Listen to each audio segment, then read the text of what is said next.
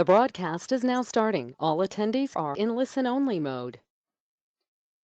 Welcome to today's webinar entitled Implementing a Facility Management Plan, presented by Cartograph. My name is Billy Zydick, Manager, Special Projects for APA. Just a couple of housekeeping items before we get started. The webinar recording will be posted to the APA website later this afternoon.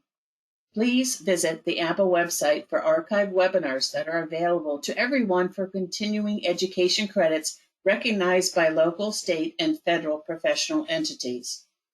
Professional continuing education and AIA-CLU certificates are being offered for today's program.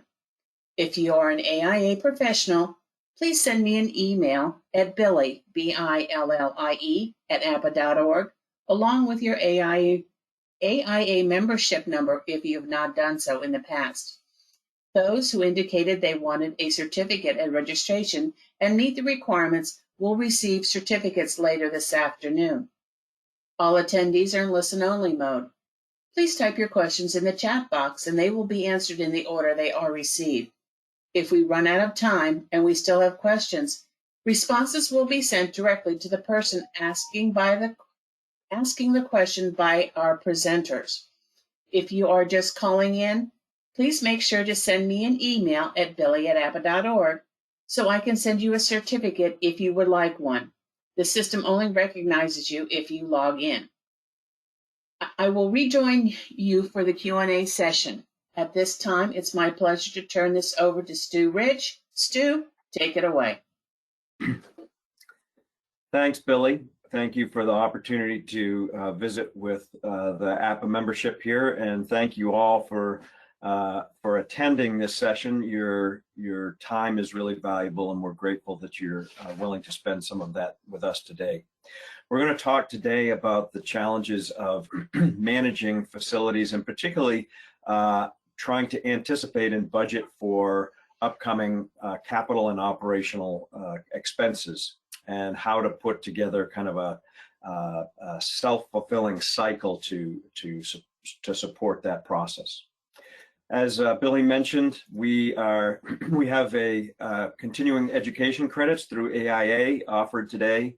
If you can email Billy at the end of this session, those credits will be available to you. We thank APA and AIA for supporting these webinars. I think it's a really valuable part of what APA does. Today we're going to be talking really about facilities condition assessments and how those really can reinforce your budgeting process and how to keep that data current and live and self-sustaining. The objectives we hope to accomplish today together are, one, to understand this relationship between your FCA process and your budgeting process and to make that a renewable cycle. Second, to talk a little bit about how and why you might sub out your FCA processes. We'll talk a little bit about Uniformat and why a standardized approach to data collection is important, and then how you can leverage your asset and work management system to create a process that continues to refresh that underlying data. Just a quick shout out to APA here. If you're not familiar with APA, I know there are a lot of local government folks on the call today. APA is just an outstanding organization. They do such great work in terms of sponsoring research. We're going to review some of that research today, and they have great conferences as well. If you're going to be at the Virginia APA conference later this month, I look forward to seeing you there as well. My name is Stu Rich. I am the facilities industry lead here at Cartograph. I've spent the last 25 years or so of my life working on the problems of facilities information management for customers really in many different markets. And I'm joined by my friend Quint Perch, who is a subject matter expert, and he's going to show you some working software at the end of the presentation. So the key challenge that we're going to talk about today really is this problem of forecasting capital and operational budgets into the future, giving all the changing conditions and focused attention that facilities are increasingly getting on the college campus. There are challenges related to understanding how your FCA process feeds your budgeting process. You need your forecasting tools to be flexible, particularly in the last few years. There's been a real need for this planning to be more iterative. When we talk to folks that director of facilities around the industry, what we hear is that they would like better tools to import their FCA data into their asset and work management to be able to immediately start working on those FCA projects in their CMMS, and really to be able to deliver on an iterative forecasting tool that would allow the executive and the FM to do these what if scenarios about how are we going to adapt to these changing conditions and do that in an iterative way. If we can do this together, what we'll gain really is better visibility into the underlying conditions, the underlying assets, and what's driving those budgets, and we'll be able to get to a point where the underlying data is trusted, it's transparent, it's current, and it is part of a really ongoing and iterative budgeting process. So in order to get there, our agenda for today is we're going to spend a little bit of time talking about the problem or the opportunity. Any problem is an opportunity in disguise, I guess. We're going to talk a little bit about some fundamentals of solution, and then Quinn's going to show you some real life examples. Then we'll have some time for Q&A at the end of our time together. So please make use of the chat. We'll be watching the chat as we're presenting, and we'll address your questions either as they come up or at the end of the presentation. So as a director of facilities for a college or university campus, or a local government campus, or a K-12 school district, there are a number of interesting challenges in the world today. In the higher ed space, we're facing a period of declining enrollment, certainly declining enrollment rates. We're also seeing some interesting trends where different kinds of space demands are changing and relevant to each other. So the portfolio that we have in place on campus today may not be aligning with the kinds of growth in demand that we're seeing from different parts of the university. There are some aging infrastructure issues where we experienced some building booms in around 1970, and then again later in the late 2000s, and that infrastructure is starting to age, and so some of those deferred maintenance issues are starting to catch up with us in an environment of shrinking budgets. All of these different factors are kind of coming at us at the same time, and then COVID hits and really puts us all in a crucible of really trying to help the organization respond to really dynamically changing environment. So let's dig into these background issues a little bit more. This graph is from a great APA-sponsored research project from Gordian, the most recent Gordian State of Facilities in Higher Education report. What we see here is a really growing misalignment between the kinds of space we're building and the rates that we're building it, and the enrollments for those different patterns of space demand. So you can see that our general education, our lecture hall kinds of facilities, we're growing reasonably steadily, and I would say for the master's programs actually quite quickly, and yet the demand curve, the enrollment growth, doesn't match that expanding space capacity. On the other hand, in the research end of things, we see that enrollment is actually growing faster than our ability to deliver space for that research business problem on campus. And you see this unfolding in many different universities. I was on a university campus in Utah this fall, and there were several different projects during our tour where buildings were being stripped down to their shell and then repurposed from a general use kind of building to a more research focused building, with a real focus on building a structure that could be repurposed in the future to align with these changing requirements. In addition, we've got these challenges of deferred maintenance catching up to us. You see this big spike in building in about 1970. So those buildings now are, 40, 50 years old, and the deferred maintenance issues related to those is really coming due. And as you can see in this graph from Gordian, the next 10 years, we're going to see a lot of those chickens coming home to roost. And those are going to impact our campus renewal budgets in pretty significant ways. Combined with these changes in demand patterns, this is going to really drive some pretty interesting conversations on campus about the kinds of facilities we're building, how we're renewing our existing campuses, and what the future looks like from a budget preparedness point of view. All of these trends have been going on for some time, and none of this is news to most of the directors of facilities on this call. But then in the past couple of years, COVID has made these conversations so much more urgent. Good news, the facilities management team is now on the executive speed dial. Suddenly, facilities is newly really important, and their facilities needs are urgent.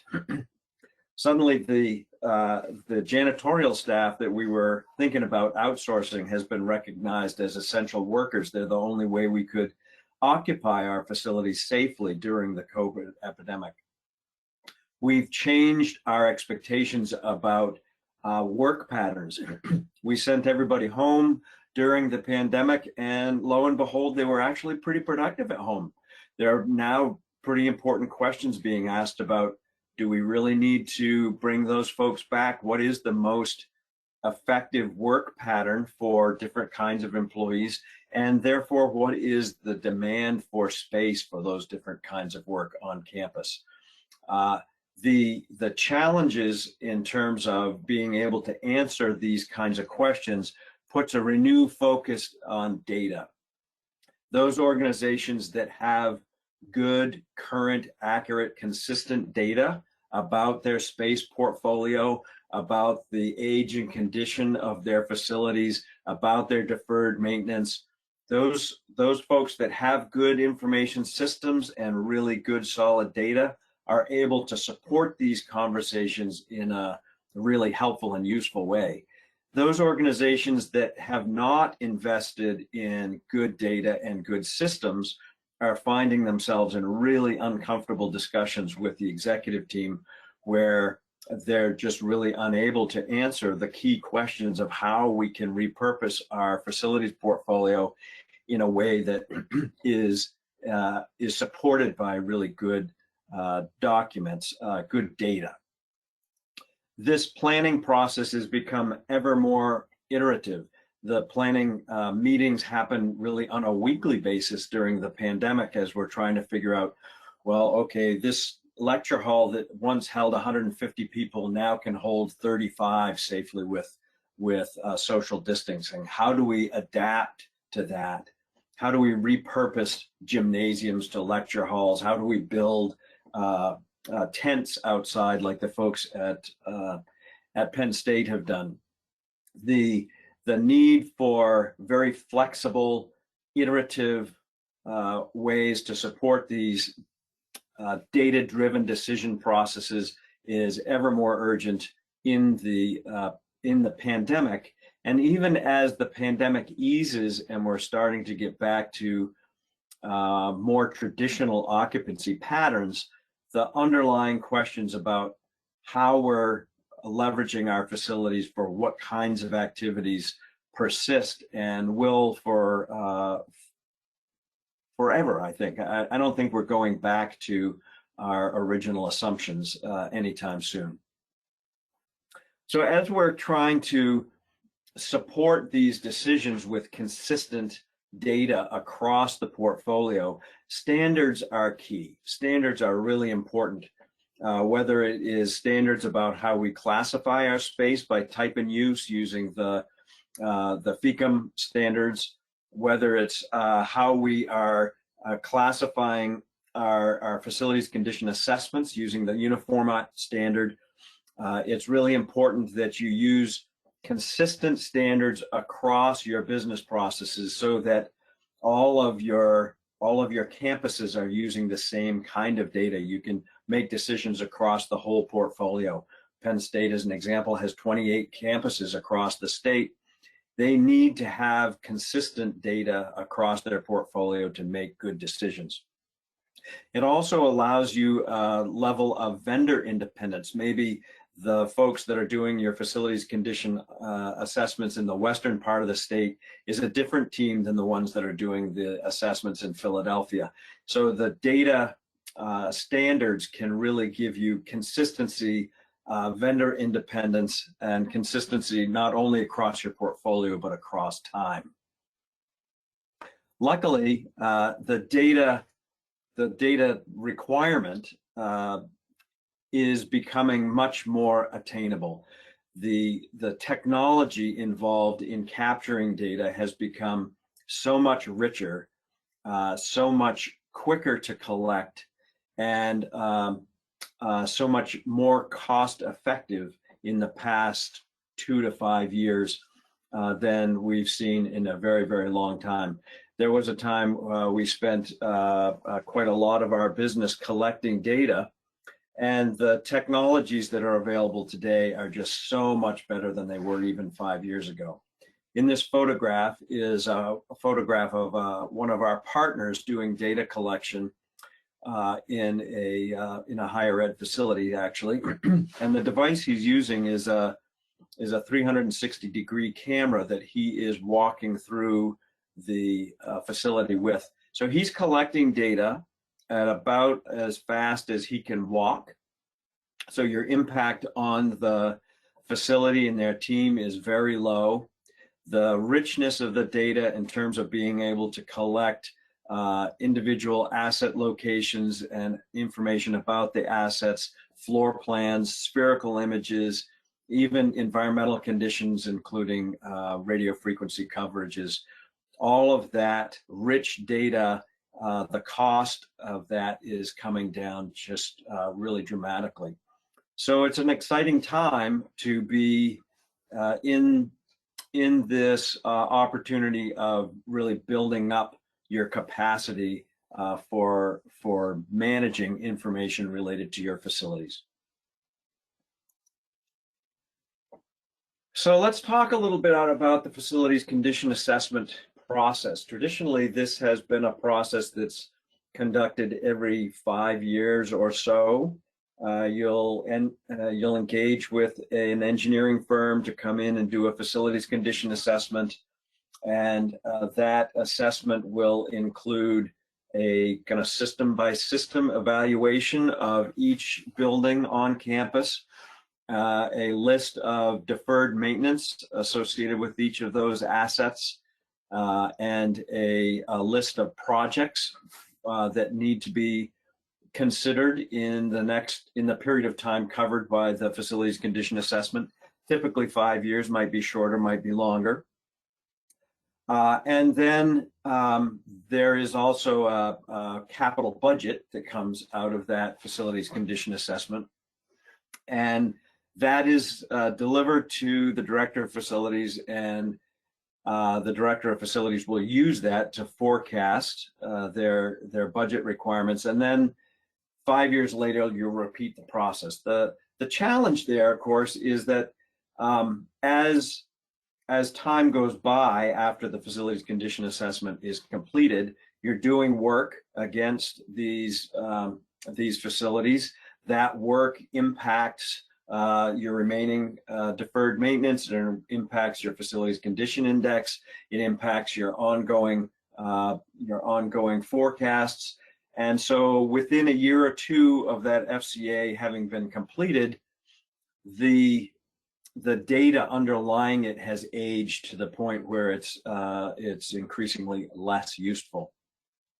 So if we could incorporate the data directly from that facility condition assessment into our asset and work management system, and then drive the work from that facilities condition assessment from your asset and work management system, continually refreshing the condition, the deferred maintenance of your facilities, you would be able to kind of continually refresh the underlying data and continually update your forward-looking forecasts. That doesn't mean you'd never need to do another FCA. There's a lot of real value in the engineering assessments that happen during that process. But it does mean that that period of time between one condition assessment and the next, you're able to maintain a better, more accurate, more current baseline of data from which to forecast your forward-thinking budget forecasts. So we at Cartograph have been working on exactly this concept pretty hard for the last couple of years, and Quint's going to show you a little bit about that. So in summary, from my part of the presentation, we're about to get out of Death by PowerPoint and go to Quint to actually see some of this in practice. In summary, the need for accurate data and modern systems is becoming more and more urgent because of these underlying trends of aging facilities, of inventories getting out of alignment with the demand, and because of COVID really changing the expectations of how our facilities should be used going forward. Good news, data collection costs are falling and data quality is improving in the process of data collection. So not only are the costs falling, but the sophistication and the quality and the comprehensiveness of the data that comes out of those collections is improving very, very quickly. And if you are able to take that set of capabilities and implement them within a standardized data collection process and system, you're able to really put in place a information system that can scale well and age well and continually support a really data-driven, trustworthy decision support process with your executive team. So that's what we're hoping to achieve here. And so Quint is going to show you some examples here about how this actually can work in practice. So I'm going to turn it over to Quint. I'm going to stop sharing my screen. And Quint, it is over to you. All right, Stu, thanks. Let me get the right screen. Three mountains I see there, Quint. I wish I was there right now. All right, let's do this.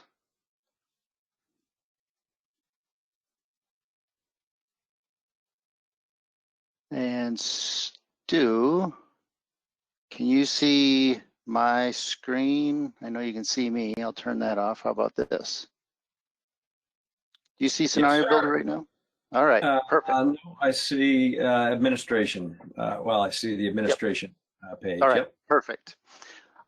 So Stu, thanks. That's great content. And what Stu and I had thought we would start showing the audience today is the ability to take all of that great content that Stu was talking about and what is the final result that you can get within Cartograph.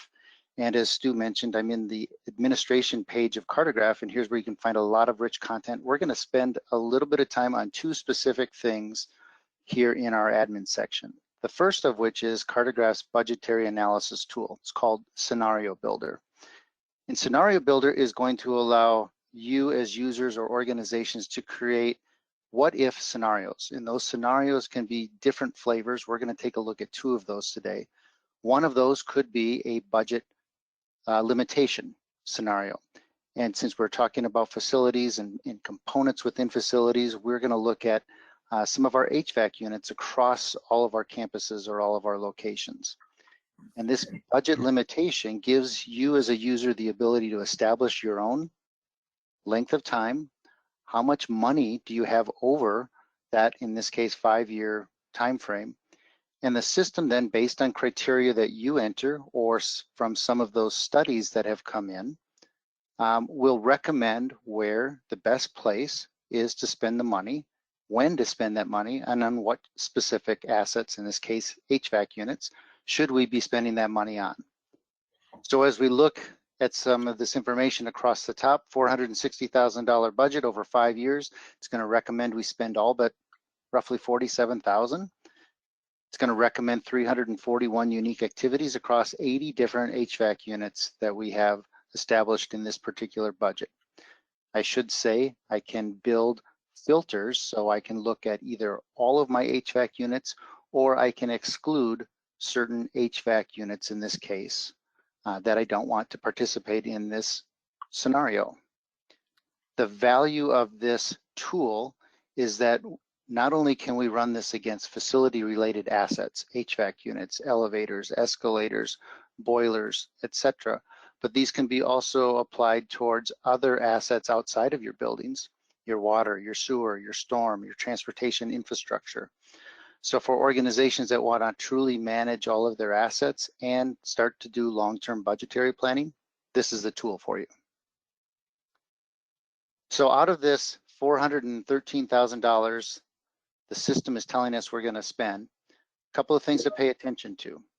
In year one, we're spending $152,000. In year two, $90,000. Year three, $95,000. All of these are configurable. We can move dollars around if we want. But what's really important are these numbers in the upper right-hand corner. Basically, what this is telling me is if after we spend this $413,000, we jump our network from 37 to 66 for this specific grouping of HVAC units on a scale of 1 to 100. On the network beginning OCI for our overall network, so all of the HVAC, regardless of type in this case, we've only had a 17-point uptick in our condition of all of our different assets. As I scroll down, sorry about the messages popping up. As I scroll down, I get a nice graphical interface that will show me what are those activities that we are spending our money on. Replacement obviously would be the most expensive ones. In year one, we're spending $142,000 out of that $152,000 on replacement activities. And all of these activities that we are proposing are configurable by you as the organization. As I scroll down, I can look at where my dollar allocations are going from year to year. I can adjust those. And then I get this nice activity list that I can see exactly which HVAC unit is getting replaced in year one and what's that cost and what budget category is this coming out of. If I needed to, and Stu and I always have discussions about this, Stu really likes these tables. So this is great for him. He can export this table out into an Excel file. I, on the other hand, I like to leverage a graphical interface, and we give you the ability to have these maps. And this map is going to show me exactly what activities we're doing and where they are doing these. And this is broken down by plan year. So if you remember from our initial scenario, we had a 5-year budget plan. This is year one. Let's see what it's recommending in year two, or year three, or year four. And we'll see the map automatically update based on the activities that the system is recommending. Now, if we were to go in to a specific area and click on any one of these, I can force an activity to happen in a different time frame and then rerun the scenario.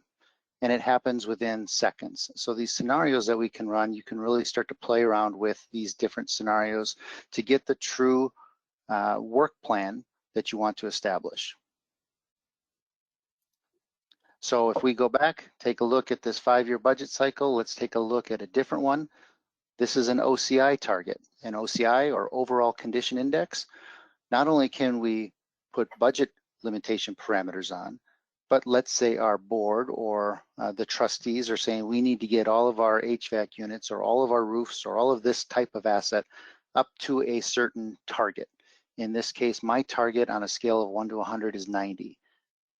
And I want to get all of these HVAC units as close to 90 as possible over the next 5 years. How much money is it going to cost? And so you can really start to play with things and see it's a significant increase from our 5-year budget limitation, and we're spending significantly more money in year 1. But for this same scenario, we do get up to 90. We have a 54-point net gain by following this recommended plan. Same concept holds true. Most of my dollars are going to be spent towards those replacement, those more expensive types of activities. And just like with the budget limitation scenario, I can view those changes and those recommendations on a map as well. So I wanted to make sure that we started with what the end goal is and how we can start to really plan out this information that Stu was talking about in Cartograph before we get into working through the software. So Scenario Builder was one. The other thing I wanted to point out was our Asset Condition Manager. And our Asset Condition Manager plays directly into Scenario Builder, and it has an effect on some of the studies that Stu was talking about in terms of how are we rating these specific assets.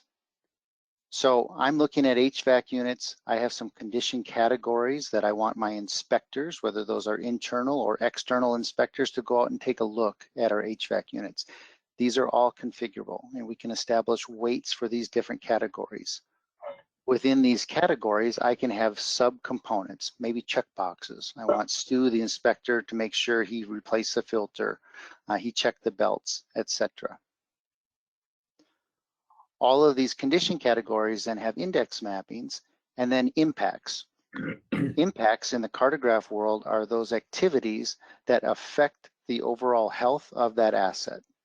So if I'm doing a belt replacement, all this is configurable. Maybe it increases the health of that HVAC unit by 20%. Or if I'm going to do a full-blown replacement, essentially a brand new HVAC unit, that's going to affect the overall condition of that up to 100%, brand new HVAC unit. And we also have this concept of a prediction group. And a prediction group is really powerful because we can set up those curves.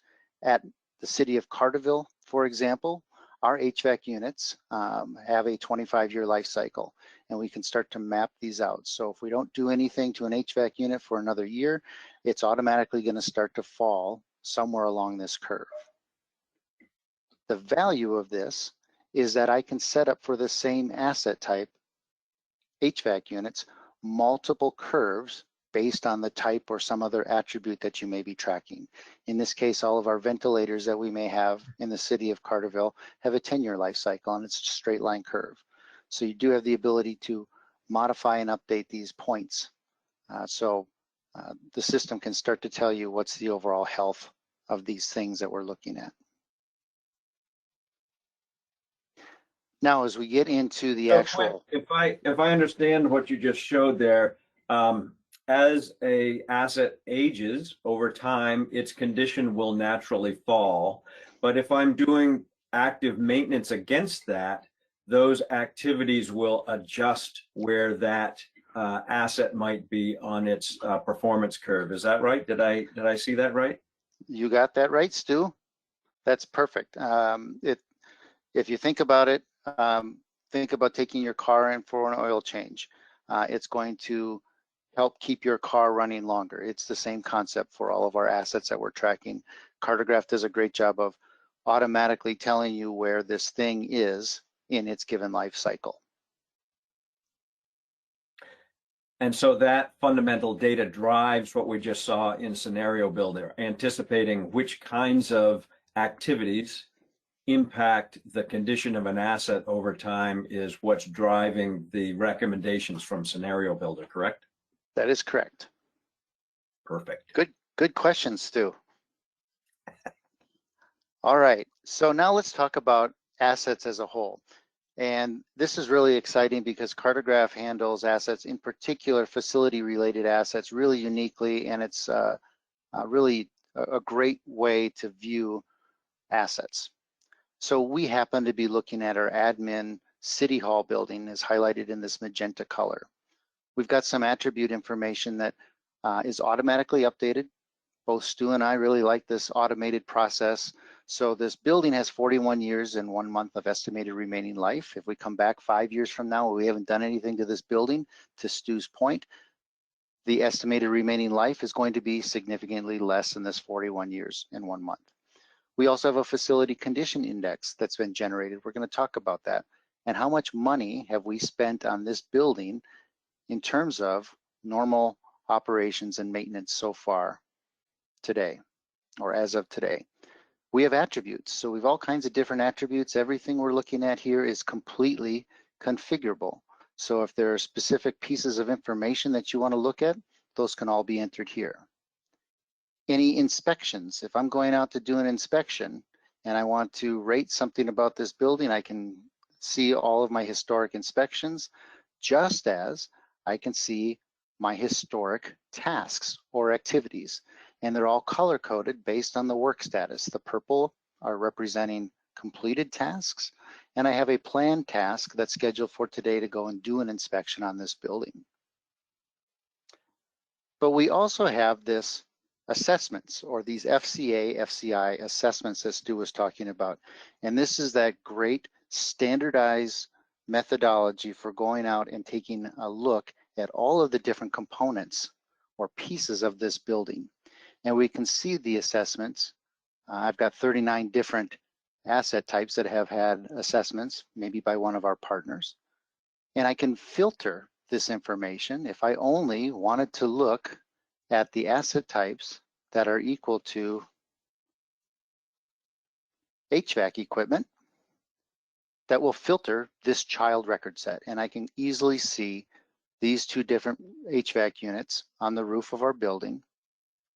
And if I wanted to look at the actual assessment that our partners have done, we can see exactly how they've rated this information. They did their assessment date in 2020, and they're recommending a full replacement in 2025. Now, if I needed to, I could simply say, you know what, maybe I want to replace this HVAC unit today. And I can create some work against this, create an assessment task, and we'll do a replacement. And instead of 2025, I have the autonomy to go through and do that today. And I can just assign a laborer for that. Finish and save, and now I have a new task that's associated to this HVAC unit, which we're going to go take a look at here in a second for this replacement activity.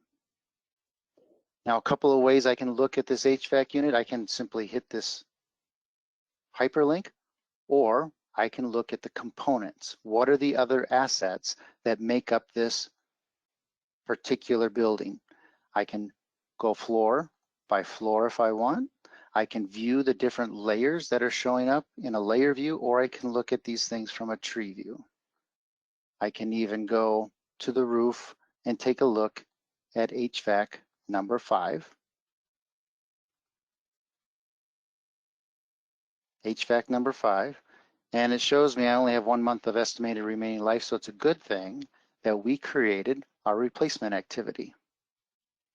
So our facility of City Hall on the roof has HVAC number 5. Our estimated OCI is a 51.59. We spent $127,000 on this. We have 1 month left.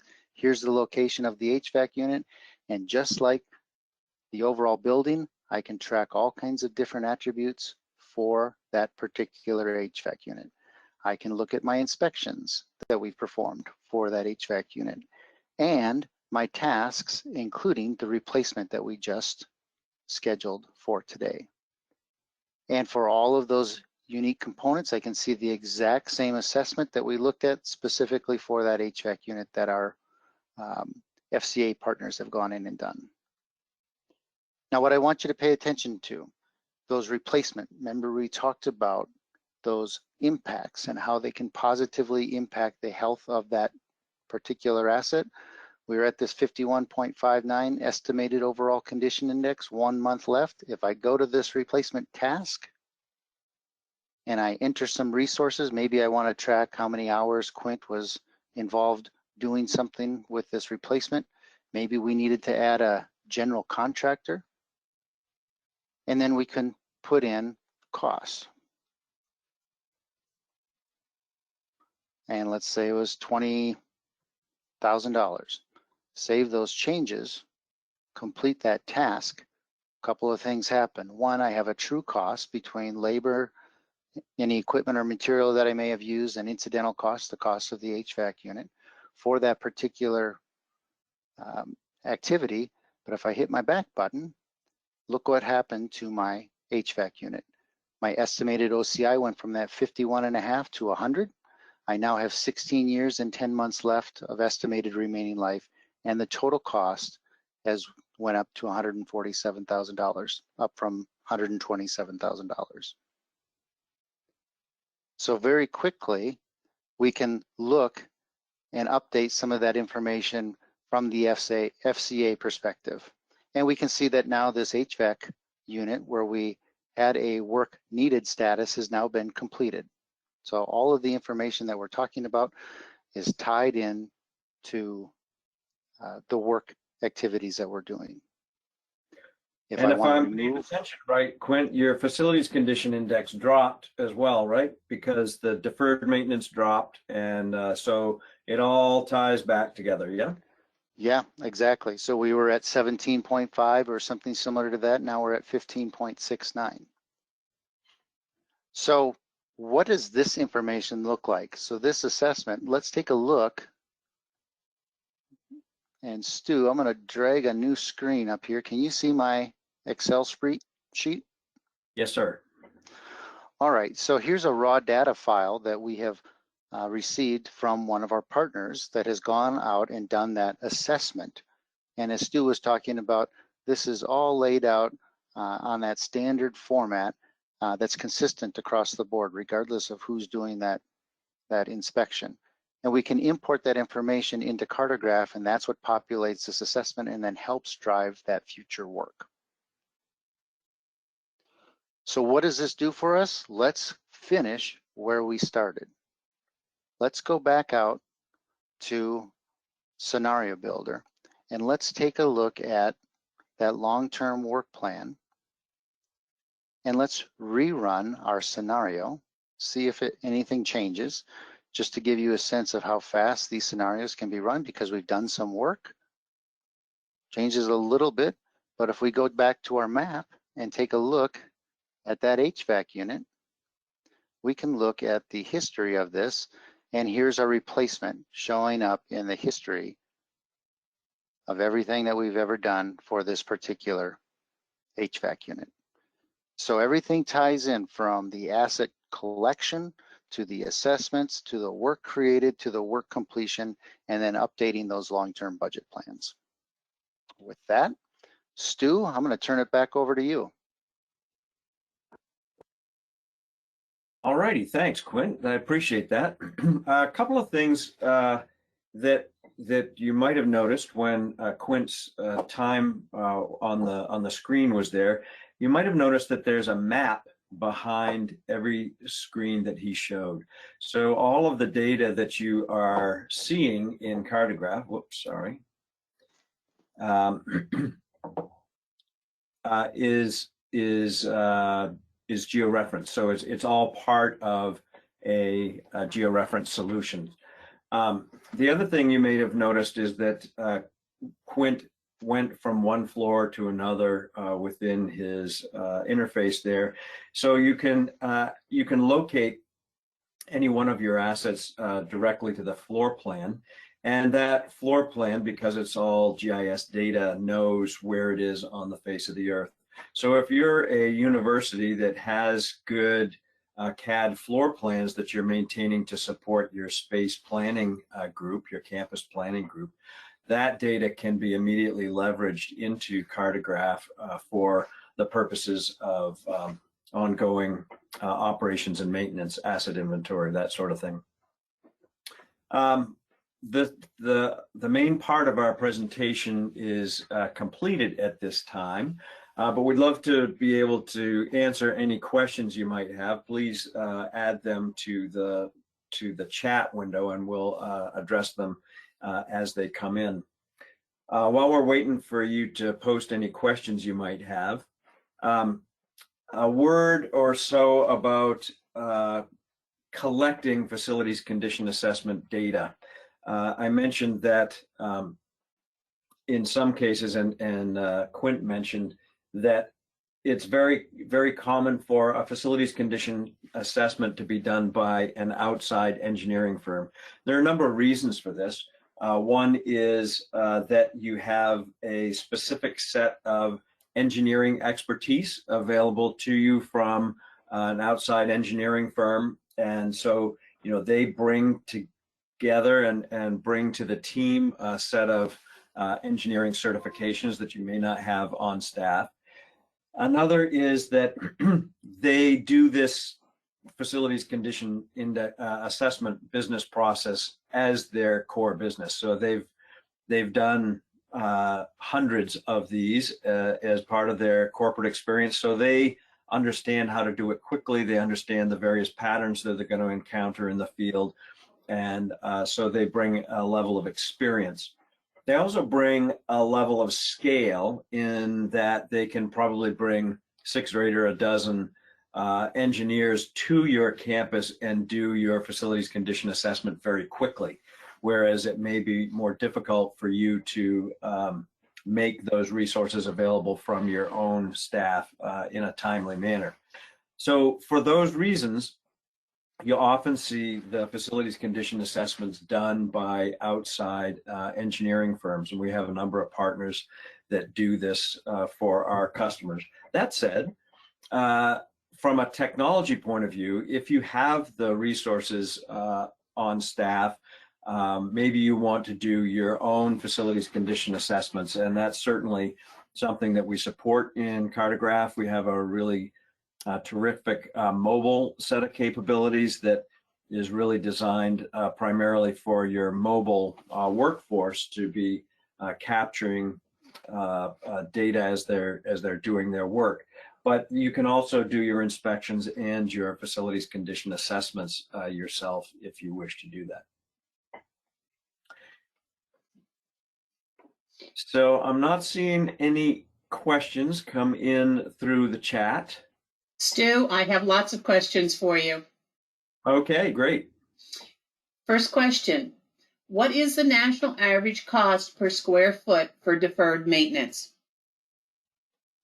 That's a great question. So that has been growing in the past number of years. I think for higher ed, last reported out from the folks at Gordian was approaching $106 a square foot. So that's getting to impact your facilities condition index pretty high at this point. When you think about new facilities, particularly research kinds of facilities costing over $800 a square foot to build from scratch, that $106 a square foot indicates that our deferred maintenance is getting to a pretty unhealthy level taken on average. Great question. Okay, our next question is, how would you suggest we gather this data when the previous FM did not take accurate records? That is unfortunately a pattern that we see reasonably often. And I think that the facilities condition assessment business process is probably the best way to get started. It depending on how you procure that, you can get a really good asset inventory established as part of the facilities condition assessment. You can get your backlog, your deferred maintenance loaded into your asset and work management system, and you can do that all very quickly. So I think a facilities condition assessment process is a really good way to get started if you're behind on the journey, if you will. And we have some really good partners that we could introduce you to for that data collection process if you're interested. Okay, thank you. Our next question, how often should you do a facility audit? I think the general rule of thumb in higher ed is that facilities condition assessments are done about every 5 years. Now that said, in different markets, you may want to do facilities condition assessments in a more targeted way. So school districts, for instance, will often do facilities condition assessments to justify a bond process to raise money. And they may do that in a very focused way. We had a conversation with a school district a little while ago that was doing a bond for their HVAC systems across the district. So they did a facilities condition assessment that was focused specifically on HVAC so that they could float that bond to address their HVAC systems. Then they were going to do another one subsequent to that to address roofs. So 5 years is a good planning rule of thumb, but there are other factors that may influence how you may want to attack that FCA planning process. Okay, thank you. Our next question, how does the software determine the priority for different equipment? So Quint showed you several elements of that equation. One was the performance curve, how an asset degrades over time, and we recalculate the overall condition index of each asset every night. So as the calendar ticks by, the condition of assets naturally degrade. Inspections affect the condition of an asset. You could have an asset that looked good on paper, but you go out and you look at that HVAC chiller and you see there's oil spilled all over the roof, and suddenly it's got a much lower condition. And then the work that Quint talked about. So if I do a crack seal on a membrane roof, that will impact the overall condition of that particular asset. So what the Scenario Builder is doing behind the scenes is it is iterating through all of those assets, where it is on its performance curve, what activities are available to it to improve its condition, and at what point in time should we be doing that to get the most bang for our buck. We don't want to do it the first time we see it. We want to do it at the point where it's likely to start losing condition very quickly. So it's a multi-factored approach to recommending a set of activities that's going to optimally leverage your investment dollars for the best impact on overall asset condition. Okay, thank you. Our next question, what parameters are being used to make this suggested plan? Are they configurable? Yes, so totally configurable. Quint showed you a couple of screens where different activities were available within those within the impacts. And so you can configure not only the activities that are anticipated to impact the condition, but the rate to which they impact the condition. You know, replacement affects it by 100%, but a crack seal on a membrane roof might affect it by 10% or. So that's all configurable. And another great reason to involve an engineering firm that may have experience in your particular area. So a roof in Seattle will degrade at a different rate than a roof in Miami. So understanding the difference in degradation regionally is important, and one of the capabilities that an engineering firm would bring to the table. Okay, thank you. Our next question. Can you set a maximum per year expenditure or ask that it balance the years as much as possible in Scenario Builder?